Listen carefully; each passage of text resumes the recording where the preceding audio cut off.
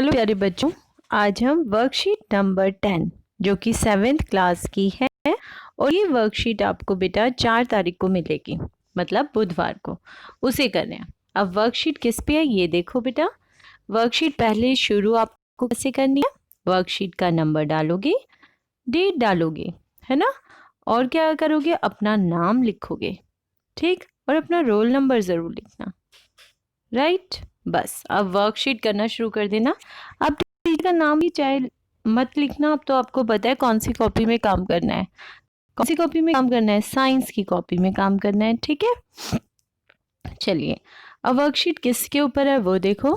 ये वर्कशीट बेटा आपकी स्कूल की बुक एनसीईआरटी की बुक में पहला चैप्टर जो है उस पे आधारित है। फर्स्ट चैप्टर आपकी टीचर्स ने फर्स्ट चैप्टर कंप्लीट किया होगा आपका, ठीक है, प्रकाश संश्लेषण। उसमें हमने उस चैप्टर में क्या पढ़ा था बेटा, याद है सबको? हमने पढ़ा था पौधों के अंदर पोषण कैसे होता है, मतलब पौधे अपना खाना कैसे बनाते हैं। जो पादप होते हैं, पेड़ पौधे, वो अपना खाना बनाते होंगे। वो बनाते कैसे हैं खाना? क्या उनके पास गैस होती है? नहीं होती उनके पास तो गैस। अच्छा, फिर खाना कैसे बनाते हैं? क्या वो मसाले डालते हैं? वो पानी डालते हैं? कैसे बनता है उनका खाना? अब वही बात करते हैं, हमारे घर में बिना गैस के हम खाना नहीं बना सकते, नहीं बना सकते ना। गैस नहीं हो, हीटर होता है, हीटर नहीं हो तो क्या बनाते हैं, किस पे? अंगीठी होती है, चूल्हा होता है, उन पर ही खाना बनता है। चलो अब बात करते हैं प्रकाश संश्लेषण क्या है। ये जो प्रकाश संश्लेषण लिखा हुआ है ना सबसे बीच में, है ना, ये प्रकाश संश्लेषण मतलब प्रकाश मतलब रोशनी, ऊर्जा, ऊर्जा के द्वारा, संश्लेषण मतलब बनाना, ऊर्जा से कुछ बनाना, उसको कहते हैं प्रकाश संश्लेषण, राइट। तो अब बात करते हैं स्वपोषण। जो ये पोषण है, मैंने कहा पौधे अपना भोजन कैसे बनाते हैं और उसका प्रयोग कैसे करते हैं, उसे कहते हैं पोषण। तो पोषण जो है वो दो तरह का होता है बेटा। एक वो पोषण होता है जो अपने आप करते हैं, जैसे कि स्वपोषण। स्वपोषण मतलब अपना खाना खुद बनाना, खुद ही उसका प्रयोग करना, ठीक है। मतलब ये नहीं कि मम्मी खाना बना रही है उसी का प्रयोग कर रही है। खाने के लिए जो सामान है वो भी कहीं और से नहीं लेना। खाने के लिए हम सामान मार्केट से खरीद के लाते हैं, फिर मम्मी बनाती है गैस पर, है ना, उसके बाद हम खाते हैं। जो स्वपोषण है ना, उसमें कुछ भी चीज़ बाहर से नहीं आती, ना तो कच्ची सामग्री, मतलब हम कोई सब्जी बाहर से नहीं ले रहे, ठीक, कुछ भी बाहर से नहीं आ रहा, मसाला, गैस, उसको कहते हैं स्वपोषण। और वो कौन कर सकते हैं बेटा? हम लोग नहीं कर सकते। फिर कौन करता है? ये तो करते हैं पौधे। पौधों के पास अपनी खुद की गैस है अंदर ही बनी हुई, है ना। आम भाषा में समझाने के लिए बता रही हूँ। उनका किचन उनके ही अंदर बना हुआ है बेटा। उनका रसोई घर पौधों के अंदर बना है। आपको पता है पौधों की रसोई घर किस क्या होता है? पत्तियां, वेरी गुड। पौधों का रसोई घर है ये पत्तियां। पत्तियों में खाना बनता है पौधों का, और वो खाना फिर सब जगह जाता है। अब खाना कैसे बनता है और इस विधि को क्या कहते हैं वो देखो। सबसे पहले स्वपोषण की बात करते हैं। पोषण, पोषण मतलब क्या होता है मैंने अभी बताया। आपको ऐसे करना है, कॉपी में लिखना बीच में पोषण। मैं इसका कलर चेंज कर रही हूँ बेटा पेन का, जिससे कि आपको अच्छे से दिखाई दे जाए। कॉपी में लिखना है ऐसे पोषण, ठीक। उसके बाद डालना दो। पोषण दो तरह के होते हैं। पहला होता है स्वपोषण और दूसरा होता है विषम पोषण, राइट। तो आपको ऐसे बनाना है, पोषण डालना है बीच में और उसके बाद आपको ऐसे लिखना है। ये आपके नोट्स भी साथ साथ तैयार हो रहे हैं, ठीक। अब हम ये जो स्वपोषण है ना इसके बारे में बात कर रहे हैं। पोषण क्या था? पोषण मतलब खाना बनाना, ठीक है। जीव अपना भोजन स्वयं तैयार करता है, उसको कहते हैं स्वपोषण, ठीक। तो अगर कोई जीव अपना भोजन खुद तैयार कर रहा है, कुछ भी चीज़ बाहर से नहीं आ रही, ठीक है। मेरी क्लास के एक बच्चे ने कहा था, मैम हम तो खाना खुद बनाते हैं और उसके बाद सबको खिलाते भी हैं गैस पे, लेकिन है ना, बनाकर फिर सबको खिलाते हैं। वो भोजन स्वयं बनाना नहीं कहलाता बेटा। स्वयं बनाना है, पौधे जैसे अपना भोजन खुद बनाते हैं। हम उनको कुछ भी नहीं देते, वो बाहर से कोई सब्जी नहीं खरीदते, कोई मसाला नहीं खरीदते ना, अपना भोजन वो खुद बनाते हैं। कोई रोटी खिलाने उनको नहीं जाता। तो इसे कहते हैं स्वपोषण। और किसने किया? पौधों ने किया। तो आपको अब क्या करना है, उसके बाद आपको लिखना है स्वपोषण की डेफिनेशन। स्वपोषण डालोगे और फिर लिखोगे पोषण की विधि जिसमें जीव अपना भोजन स्वयं तैयार करता है, उसे इस स्वपोषण कहते हैं। ठीक, अब किसमें तैयार, कौन है वो? हरे पौधे स्वपोषण करते हैं। ठीक है, ये हो गया उदाहरण के लिए हरे पौधे। अब बात करते हैं ये विधि क्या है, कैसे बनती है इसके अंदर खाना, इनके अंदर। तो वो देखो, मैंने आपको क्या कहा था अभी, पौधों के अंदर किचन क्या होती है? पत्तियां। पत्तियां जो है वो पौधे की किचन है, रसोई घर है, उसमें खाना बनता है। कैसे बनता है? पत्तियां पादप की खाद्य फैक्ट्री होती हैं, खाना बनाने की फैक्ट्री, किचन या रसोई घर, है ना। कितने नाम दे दिए मैंने किसको? पत्तियों को। वो खाना बनाने की फैक्ट्री है, मतलब खाद्य फैक्ट्री है। वो रसोई घर है, किसके रसोई घर है? पौधे के लिए रसोई घर है पत्तियां। ठीक है, पादपों में खाद्य का निर्माण पत्तियों में होता है। पत्तियों में हरा वर्णक होता है बेटा। पत्तियों में क्या होता है? हरा रंग। हरा वर्णक मतलब रंग। पत्तियों का रंग कैसा होता है? हरा, जिसे क्लोरोफिल कहते हैं। हरे रंग को क्या बोलते हैं? क्लोरोफिल। मतलब पत्तियों का जो हरा रंग है वो किसकी वजह से है बेटा? क्लोरोफिल के कारण। Very good. तो अगर मैंने यहाँ पत्ती बनाई और उसके अंदर अगर मैं हरा रंग कर रही हूँ, तो आप समझ जाना कि पत्तियों के अंदर हरा रंग किससे आया है?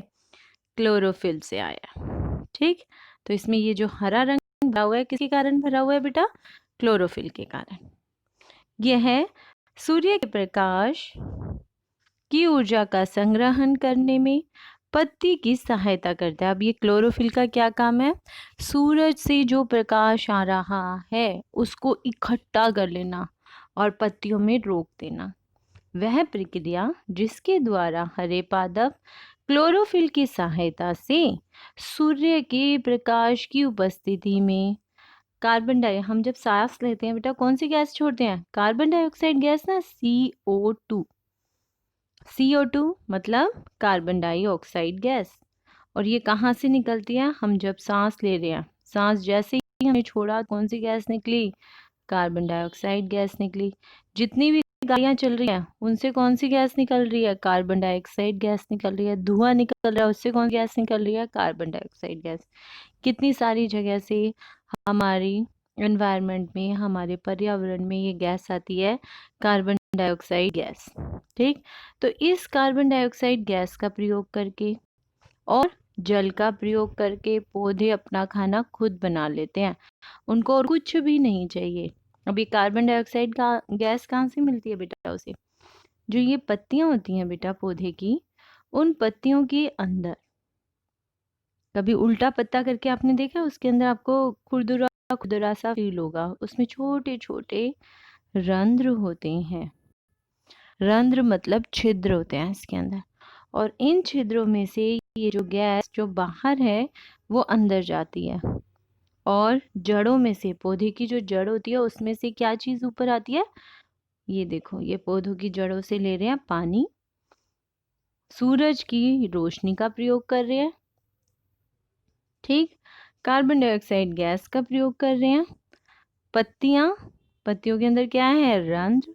और पानी कहाँ से आ रहा है? पानी आ रहा है जड़ों से। बस खाना बन के तैयार हो गया। इतना खाना बना लेते हैं कि हम भी खा जाते हैं। खाते हैं या नहीं खाते हैं? हम जो खाना है हम कहाँ से ले रहे हैं बेटा? पेड़ पौधों से ही ले रहे हैं।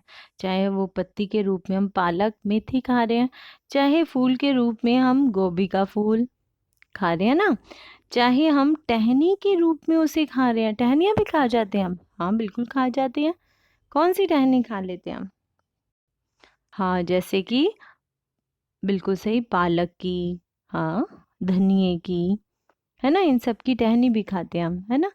अच्छा, जड़ों के अंदर भी हम जड़ों से भी, जैसे आलू जड़ है उसको भी खाते हैं। तो बात आ रही थी कि पौधे अपना खाना कैसे बनाते हैं, इस विधि को बोलते हैं प्रकाश संश्लेषण विधि। तो प्रकाश संश्लेषण वह प्रक्रिया है जिसके अंदर पौधे क्लोरोफिल की सहायता से सूर्य की प्रकाश की उपस्थिति में कार्बन डाइऑक्साइड गैस और जल का प्रयोग करके अपना खाना खुद तैयार करते हैं। इस विधि को प्रकाश संश्लेषण कहते हैं। अब प्रकाश संश्लेषण के लिए कार्बन डाइऑक्साइड कहाँ से आई थी बेटा? मैंने अभी बताया, वायु से आई थी। Very good. हवा में कार्बन डाइऑक्साइड गैस पत्तियों की सतह पर मौजूद छोटे छोटे छेद, ये छोटे छोटे छेद दिखाए हैं, सबको दिखाई दे रहे हैं? हाँ। अब ये बड़ा आपको छोटा सर्कल जो है बड़ा करके दिखाया, ये छेद अंदर से और बड़ा करके देखे ना हम सूक्ष्मदर्शी में, तो वो कुछ ऐसा दिखाई देता है बेटा। ये बीच में एक छेद है, उसके आसपास देखो जरा, उसके आसपास क्या बनी हुई है? देखो, रक्षी कोशिकाएं बनी हुई है, ये रही, सबको दिखाई दे रहा है। और ये है मेनली छेद। ये रक्षी कोशिकाएं बंद भी हो जाती हैं और खुल भी जाती हैं। जब ये खुल जाती हैं तो इनमें आराम से कार्बन डाइऑक्साइड गैस अंदर चली जाती है। ठीक है, तो इसे क्या कहते हैं? द्वार कोशिका या रक्षी कोशिकाएं। ठीक है, ये पेपर में आएगा आपको बनाना, इसीलिए सभी बच्चों को ये अच्छे से देखना है और कॉपी में भी बनाना है। ठीक, तो क्या है ये रंध्र का चित्र है बेटा। किसका चित्र है? स्टोमेटा या रंध्र का चित्र है। इंग्लिश में स्टोमेटा बोलते हैं। आपको अगर रंध्र याद नहीं रहे तो आप हिंदी में भी स्टोमेटा लिख के आ सकते हो, स्टोमेटा। तो पत्तियों के अंदर छोटे छोटे छेद होते हैं जिसे स्टोमेटा कहते हैं, और स्टोमेटा की सहायता से ही पौधों के पास कार्बन डाइऑक्साइड आती है, क्योंकि छेद की सहायता से तो आएगी ना। अब जल और खनिज, अब जल और खनिज कैसे ऊपर चढ़ते हैं बेटा? इसका मतलब जब घर में पानी नीचे से ऊपर जाता है तो पाइपलाइन होती है ना, बिल्कुल ऐसी ही पाइपलाइंस जिनको कहते हैं वाहिका। वो इतनी मोटी नहीं होती जैसे घर में होती है, लेकिन वाहिकाएं होती हैं, नलियां होती हैं, जिनके द्वारा पत्तियों तक पानी और खनिज पहुंचाया जाता है। मिट्टी में पानी, मिट्टी से क्या ले रहे हैं? पानी और खनिज। ठीक है, जो नली के समान पादप में फैली होती है, कौन? वाहिकाएं। पत्तियों द्वारा ऊर्जा संग्रहित की जाती है, ऊर्जा को इकट्ठा किया जाता है। कौन सी ऊर्जा लेते हैं? वेरी गुड, सौर ऊर्जा लेते हैं। ठीक है, तथा पादप में खाद्य रूप में संचित हो जाती है। अतः सूर्य सभी जीवित जीवों के लिए ऊर्जा का अंतिम सोर्स है ना, क्योंकि सूरज से ही तो रोशनी मिली, सूरज से ही तो ऊर्जा मिली जिससे खाना बना, और वही खाना हमने खाया। पत्तियों ने खाना बनाया, जितना उन्हें प्रयोग करना था करा, और सारा उन्होंने अपनी पत्ती में ही इकट्ठा कर लिया। और जब पत्तियों को काट गया, पौधों को काटा गया, तो वो खाना हमें मिला। अब कुछ बच्चों ने कहा कि मैम नहीं, हम लोग तो खाने में पत्तियां या फल फूल ना खा के नॉन वेज खाते हैं। तो नॉन वेज भी खाने के लिए बेटा क्या होता है कि वो भी इनडायरेक्ट वे में किसके ऊपर डिपेंड होते हैं, क्योंकि जंतु जो है, जो जंतु है वो भी किसे खाता है? जंतु भी पहले पादप को ही खाता है। और पादप के पास ऊर्जा कहाँ से आती है? सौर ऊर्जा। तो इसका मतलब समझाना ये क्या चाहता है कि सौर ऊर्जा अंतिम ऊर्जा है, मतलब अंतिम सोर्स है। हमारे पास ऊर्जा पौधों से फिर जंतु में आती है। जंतु चाहे कोई भी हो, है ना, चाहे मानव हो, चाहे कोई और जंतु हो, सबके पास ऊर्जा कहाँ से आई? इसका मतलब सौर ऊर्जा से ही आई है। क्वेश्चन है पहला, बेटा प्रकाश संश्लेषण किसे कहते हैं? सारे रेडी हैं? इसका आंसर लिखने के लिए तो क्वेश्चन आप यहाँ से लिख लोगे, प्रकाश संश्लेषण किसे कहते हैं, और आंसर आप यहाँ से लिखोगे। वह प्रक्रिया जिसके द्वारा हरे पौधे क्लोरोफिल की सहायता से सूर्य के प्रकाश की उपस्थिति में कार्बन डाइऑक्साइड और जल से भोजन तैयार करते हैं, प्रकाश संश्लेषण कहलाता है। क्लियर है सबको? अगला क्वेश्चन देखो, रंध्र से आप क्या समझते हैं? तो जहाँ ये आ जाए ना, रंध्र से आप क्या समझते हैं या रंध्र के बारे में आपसे पूछा जाए, तो सबसे पहले तो आप ये वाला चित्र बना देना, बन जाएगा सबसे, उसके बाद लिखना। रंध्र क्या है? पत्तियों की सतह पर मौजूद छोटे छिद्र को रंध्र कहते हैं। पत्तियों की सतह पे मौजूद छोटे छिद्रों को रंध्र कहते हैं, ये लिखना है। चलिए, सूर्य ऊर्जा का चरम स्रोत है, कैसे स्पष्ट करें, बताओ। अभी मैंने बताया था सूर्य ऊर्जा का चरम स्रोत है, इसको स्पष्ट करना है, इस बात को, इस लाइन को स्पष्ट करना है, तो बताओ। यहाँ से लिखोगे, पत्तियों द्वारा सौर ऊर्जा इकट्ठी या संग्रहित की जाती है ना, और उसका प्रयोग पादप में खाना बनाने के लिए होता है और खाद्य रूप में संचित हो जाती है। इसीलिए सूर्य सभी जीवित जीवों का अंतिम ऊर्जा का स्रोत है। ये लिख लिया? या फिर ऐसा करो बेटा, आप इसके अंदर एक लाइन और जोड़ दो अपने पास से, मैं बताऊं। पत्तियों द्वारा सौर ऊर्जा संग्रहित की जाती है तथा पादप में खाद्य रूप में संचित हो जाती है जब, ठीक है, लिख रहे हैं सारे बच्चे, जब पादप को जंतु खाता है तो यह ऊर्जा जंतुओं में इकट्ठी या संग्रहित हो जाती है, जंतुओं में आ जाती है,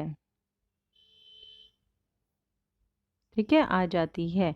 इसीलिए सूर्य सभी जीवित जीवों के लिए ऊर्जा का अंतिम स्रोत है। क्लियर है आप सबको? चलिए आगे है लास्ट क्वेश्चन, पत्तियां पादप की खाद्य डैश हैं, जल्दी बताओ, अभी ऊपर था। कितने बच्चों ने कहा? वेरी गुड, ज्यादातर बच्चों ने कहा फैक्ट्री होती है, ये हमने अभी देखा था, देखो ये रहा। तो अभी हम पढ़ चुके हैं क्या होती है, खाद्य फैक्ट्रियां, तो वहां पर हमें क्या लिखना है, फैक्ट्रियां। लिख दोगे आप सभी? चलो मैं लिख देती हूँ आपको, फैक्ट्रियां होती हैं। अच्छा था चैप्टर, है ना? चलो इसके अंदर सबसे नीचे क्या लिखा है वो भी पढ़ लेते हैं एक बार। कोविड के संदर्भ में क्या है, कैप संदेश, उचित व्यवहार संबंधी संदेश। तो क्या है, कोविड 19 के विरुद्ध लड़ाई में सुरक्षित रहने के लिए हमें क्या पहनना है, मास्क पहनना है। देखो मास्क पहना हुआ है ना, क्योंकि मास्क से क्या होगा, हमारे पास कोई भी अगर विषाणु आ रहा है, ये दिख रहा है इसका विषाणु इसके पास आ रहा है, तो कोई भी विषाणु आ रहा है तो वो मास्क से टकरा के वापस चला जाएगा। इसीलिए हमें क्या पहनना है, घर से बाहर निकलते वक्त ज़रूर मास्क का प्रयोग करना है। थैंक यू फॉर वॉचिंग बच्चों। ठीक है, आपकी आज वर्कशीट नंबर 10 पूरी हो गई है। अब आप कॉपी में कर लो, और यह आपकी एनसीईआरटी का पहला चैप्टर भी है जिसे आप बुक में से भी पढ़ सकते हो। ये चित्र जो दिया हुआ है सभी बच्चे बनाएंगे इस चित्र को ज़रूर। ठीक, ये चित्र किसके लिए है, आपका प्रकाश संश्लेषण के लिए।